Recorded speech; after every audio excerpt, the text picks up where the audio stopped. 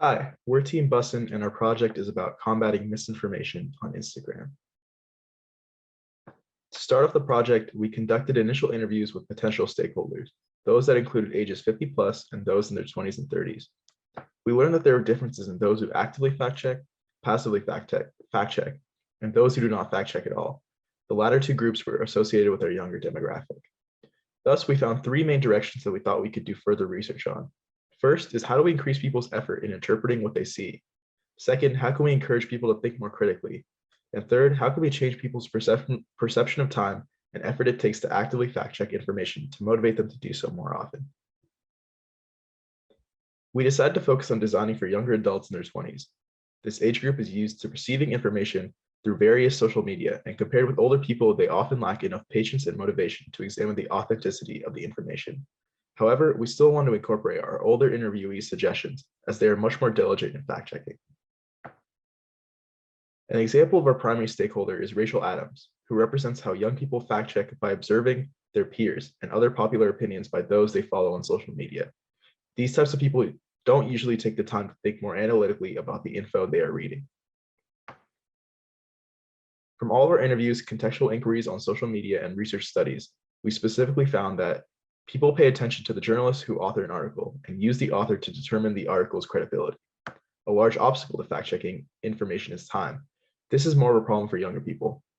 People who share misinformation are more likely lazy rather than biased, and fact-checking is often done passively, such as trusting comments on a post that discuss the post's accuracy. From our findings, we decided that our design opportunity should focus on decreasing the amount of time people need to spend to fact check information in a way that still affords critical thinking about the information they are exposed to. So during ideation, our team came up with two main concepts. The first concept involved expanding the scope of information people see on social media by showing posts related to the original topic. This would help people remove themselves from filter bubbles or echo chambers and allow them to think more critically about the topic before making up their opinion. We notice that people are quick to make up their minds before receiving the full story and usually operate on narrow sources of information. The second concept is about giving journalists more power to regulate the information that gets spread through social media. For instance, designing a feature on Instagram stories that shows the ratings from a community of verified journalists on the validity or credibility of the post. We decided to go with this idea because many of our interviewees put a lot of emphasis on how journalism is one of the last defenses against corruption and considered the validity of information based on the author. We also found contrasting research on our first idea and was unsure if it would be the right direction to move forward with. After narrowing down on the solution concept, we continued to iterate with these three objectives in mind. In order to stimulate fact-checking for 20-year-olds, we need to reduce their time costs in this process. In order to make our stakeholders analyze information more critically, we need to provide them with opinions from credible sources or from more authoritative people. At the same time, we want to motivate them to do additional research on the information they encounter and provide some friction in our design. And during our iteration process, we came up with 3 different lo-fi prototypes.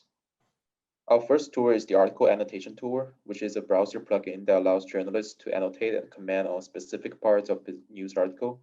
The main feedback we received from users is that the potential for a large amount of annotations from multiple journalists will become overwhelming. And the second tool is the supported by feature, which is implemented in Instagram itself. Journalists have the ability to mark a post as supported if they see the post as accurate and informative. The more journalists support a post, the more visible it becomes in users' feed. However, a big point of confusion from users were where the 78% misinformation came from.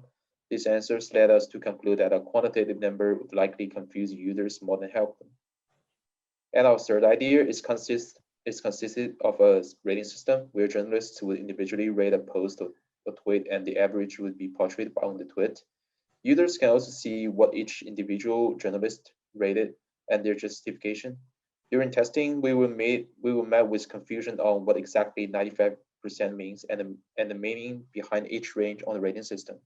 One of our stakeholders mentioned that she would rather just be shown posts that are factual and true, because she wouldn't waste her time reading incorrect information. And at the end of the testing, we decided to combine prototype and 3 and expand on them as they were the most favored by our stakeholders. We decided to implement our feature on Instagram as it is a popular platform for people in their 20s. Our team proceeded to look at Instagram's user's journey to see where and how we could implement our feature. In our final prototype, we added features that will be prominent on IG stories, posts, and on the Explore page. We will now walk you through our final design through the eyes of our primary stakeholder. Rachel Adams is an undergraduate who frequently uses Instagram. A lot of her friends have been posting info relating to COVID-19 on their stories, and Rachel rarely follows up and researches to see if those posts are truly accurate or not. On this day, Rachel opens Instagram to see her friend Piero's story. His post concerns how to stay safer during the pandemic. Rachel notices a new tag near the bottom of the story and realizes that Instagram's Ethics and Standards Board has verified the info as credible. She wants to know more about how this post was verified, so she taps on the tag. Rachel reads the pop-up and now knows that the info is verified by doctors and journalists. She's still not entirely sure how the ESB is chosen, so she decides to learn more. She reads Instagram's policy details on how the ESB is chosen and now understands why she should trust the ESB's verification and why Piero's post is credible. Rachel wants to see more about the post Piero shared, so she taps on the photo. She notices that the same ESB tag is on this post too, and it pulls up the same pop-up. Rachel now wants to see more stuff on Instagram, so she goes to the Explore page.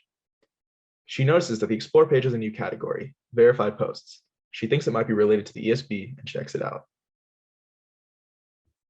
Rachel sees a new page of different topics that the ESB is verified posts for. She's glad that there's a spot for her to find accurate and verified info on topics she might not know a lot about. Remembering Piero's post, Rachel wants to learn more about COVID-19 and how she can stay healthy, so she clicks on View More to see those posts. Seeing a bunch of COVID posts that she knows that the ESB is vetted, Rachel is secure in knowing that the information she sees is accurate.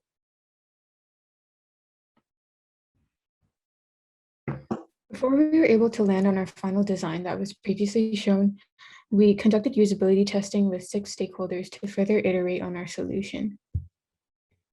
For the CTA button on IG stories, it initially read, "Our ESB recommends you read this post." Through testing, however, we found that the word recommended was confusing and people didn't know what the ESB was. Thus, we changed recommended to verified and expanded the ESB acronym. We also changed the color of the copy and the verified icon from green to blue because an interviewee associated green with money or sponsorship. The pop-up module initially stated that journalists supported the post. During testing, however, we learned that interviewees didn't really understand why the post was supported and thought journalists were being paid to promote the post. We also learned that users thought that the expertise of the rater didn't match the content of the post. Thus, in our redesign, we changed supported to verified to provide more context and expand our ESB to include other professionals as well. For the IG post, it initially had 2 CTAs on it, the similar post CTA and the "Our ESB recommends you read this post" CTA. Through testing, however, we found that many users thought it was too cluttered and also didn't find much value in this feature. Thus, on the Instagram post, we decided to take out the similar post call to action. Lastly, the Explore page was initially named supported posts. Through testing, however, we found that supported wasn't the best word to establish credibility, so we decided to change the copy to verified posts instead to allow for a more credible and professional tone. So with that being said, thank you for listening. Special thanks to our mentor, Ina, Professor Scott, and our stakeholders for all of their help. We could not have done this without you all.